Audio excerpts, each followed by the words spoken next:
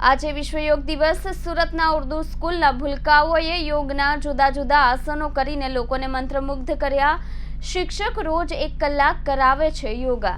આજે વિશ્વ યોગ દિવસ નિમિત્તે દેશભરમાં ઠેર ઠેર યોગ કાર્યક્રમનું આયોજન કરવામાં આવ્યું હતું।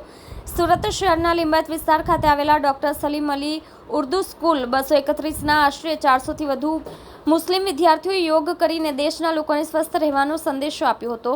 સુરતના નગર પ્રાથમિક ઉર્દુ સ્કૂલના નાના ભૂલકાઓએ જુદા જુદા આસનો કરી હાજર લોકોને મંત્રમુગ્ધ કરી દીધા હતા।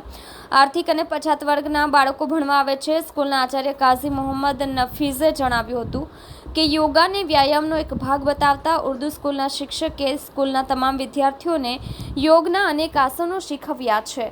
સ્કૂલમાં ખાસ યોગા માટે પીરિયડ પણ રાખવામાં આવ્યો છે। સરકારી સ્કૂલ હોવાના કારણે અહીં આર્થિક અને પછાત વર્ગના બાળકો આવે છે।